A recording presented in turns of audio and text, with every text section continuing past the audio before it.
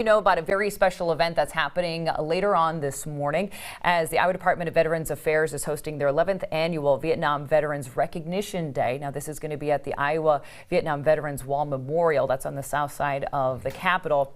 The keynote speaker this year is Ambassador Kenneth Quinn, of course, president of the World Food Prize Foundation. We were able to catch up with him and talk about the festivities that are going to be happening later on this morning. Have a look. First of all, Ambassador Kenneth Quinn, just thank you for giving us a few minutes of your time today. We know it's a busy day because later on today you're the guest speaker, you're the key speaker at the 11th Annual Veterans Vietnam Recognition Day at our very own Vietnam Wall that we have next to the Capitol. It's an amazing event. It's 11th annual here, but we're celebrating 50 years with the Vietnam War, correct? Yes, yes. Well, Jackie, thanks for having me back. It's been too long since we've been together for an interview, but I'm so incredibly honored to be asked to be the keynote speaker today. I remember when that monument was being created and what it would mean.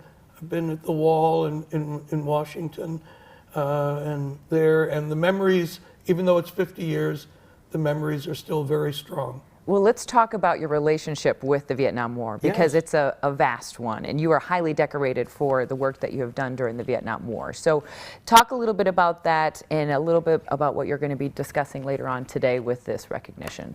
Yes, well, I ended up in Vietnam, deployed out in the Mekong Delta, in the countryside, part of the Military Assistance Command Vietnam, was 26 years old.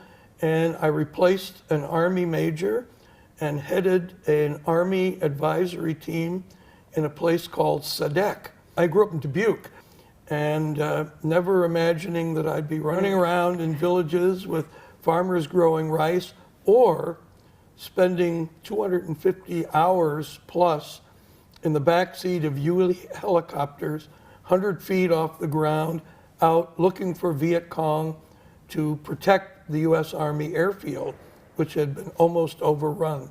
And my job was that no one could shoot, no Americans could fire their guns in my area unless I said so. Wow. I was the senior American, I was the responsible American. No Americans on my team were injured or killed while I was there, and no innocent civilians were either. I'm very proud. And the airfield was protected.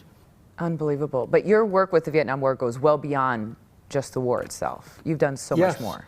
Yes. So after I was there 6 years in Vietnam during the war, I had a stint of 3 years at the White House on the National Security Council.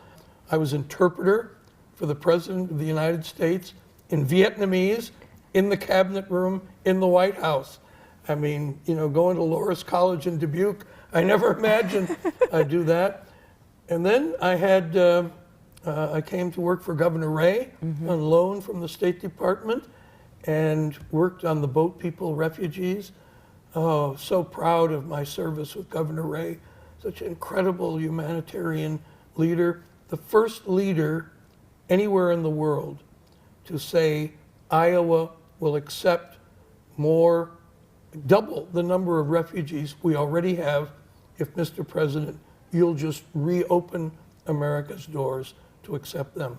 I was part of Iowa Shares, rushing food, medicine, Iowa doctors and nurses to the Thai-Cambodian border for the Cambodian victims of the Khmer Rouge genocide.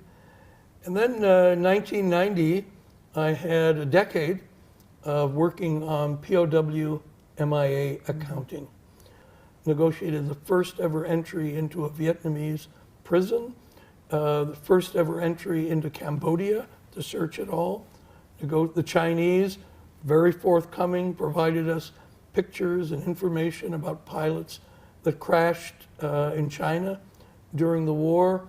I was in Hanoi with John McCain when he went back on a search. You know, one of the most poignant moments came in 1977, first mission back to Vietnam after the war, sent by President Carter. I was along as a National Security Council staff member, and the lesson I had learned in Vietnam was that Americans in battle, in combat, were always there for each other, always responded. If you heard on the radio an American was in danger, American was hurt, American needed help, you just went. You didn't ask who they are they in your unit?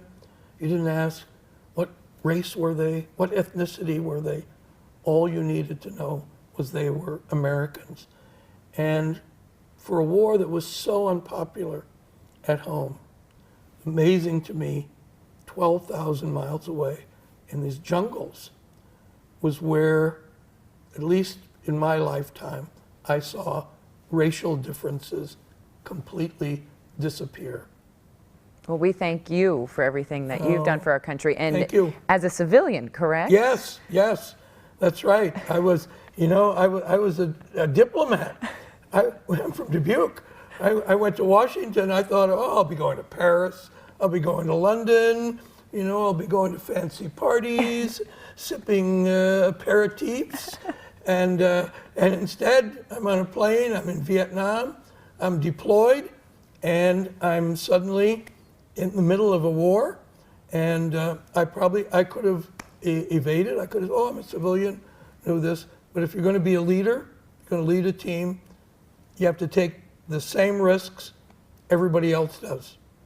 That's amazing. Huh? That's amazing. Yeah. So, unbelievable. Well, yeah. Thank you again. Yes. And before we go, I just wanted to touch upon the fact that you've recently announced your retirement. Yes, 20 years at the World Food Prize. So any big plans at the end of the year? Oh, wow. The only thing I can say is my wife's told me you can't stay home. So anybody who's got any leads or, where to sign up, send them to me at the World Food Prize. So, You're an amazing man. Thank you, Thank you. Ambassador. Thanks, Always great to Kathy. talk to you, and we'll see you later on today. yeah, a couple hours. Okay. All right. Thank you. Yeah. All right, so again, if you would like to attend this wonderful event,